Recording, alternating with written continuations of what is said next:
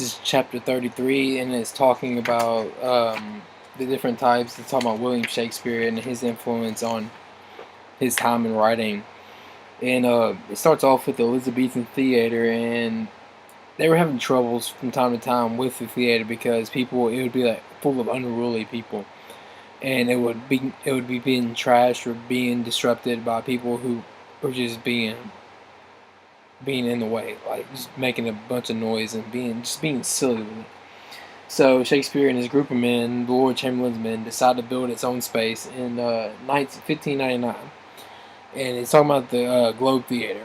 And the Globe Theater is built right around the Thames River in England, and it was right on the edge of town to where the police could be able to police the people, but do their jobs because they were within such a city limit, and it would be easier to control them while they're closer than being out in the middle of nowhere and then having the people go all the way out there.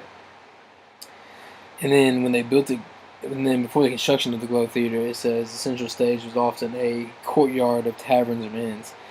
It'd be like an audience for like a boxing match or a football game or any type of sporting event.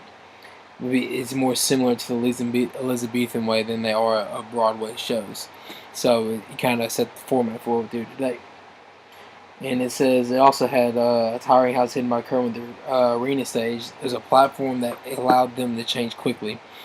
And usually they had an opening on the top of it to let the natural light, occurring light, come through, which would give it a natural lit to the stage, would make it a better appearance on what they're doing on the stage.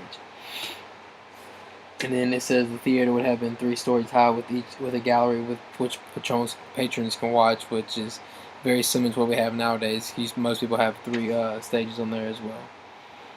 And then they would be higher. They would have Puritans decided it was brothels, and then and Queen Elizabeth censored plays closely because of their enormous influence on people and what they do.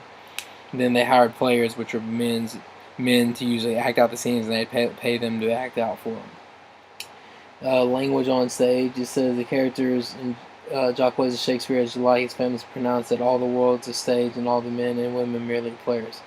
He would have been describing the Globe Theater basically in that saying of what he's talking about right there. And it says no elaborate scenes, the size of the stage and the structure of the building offered occasions for action. And that's the language on stage.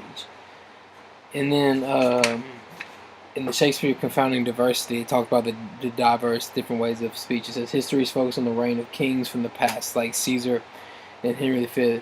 Historians naturally contain very astute and sometimes troubling political commentaries. Playwrights had to limit their subject to rulers of distant past because it'd probably bring up feelings of that probably do plays of actual things that actually happened that people wouldn't realize would actually happen. Comedies are plays of entertainment and conventional in the marriage of 2 main characters, so it's always a happy kind of story. There's never usually a tragedy that happens in the story. Tragedies are darker and more complex characters and more dire consequences, so usually the consequences are a lot more heavier than comedies. And romances involve lovers whose potential happiness is complicated by misunderstanding, identities, and any number of difficulties, and usually these are formatted in the same way as comedy plays. Then they include comic relief and stuff like that, just like we talked about earlier. And then the play Othello, which is, they actually have a movie. It's like a modern day kind of movie. It's kind of made in the 90s, and it's called O, which is kind of the same thing, and it talks about exactly what happened in this story. It says the original situation derives from the 16th century about a character who portrays the tragedy that ensues when an unnamed Moor in Venice falls in love with a woman. But as he is done with the old Norse legend, it was inspired by Hamlet and Othello. Shakespeare's deepens and changed the 16th century story in important ways. 2 of the most obvious and crucial changes that he made was to flesh out the main characters of this tragedy and add new ones. In Othello, we see a brand new tortured soul altogether different from the ones of Hamlet. And it struggles not with vengeance or abandonment. Othello struggles not with vengeance or abandonment, but with self-doubt and too much faith in the honesty of those around him. And that is my chapter 33.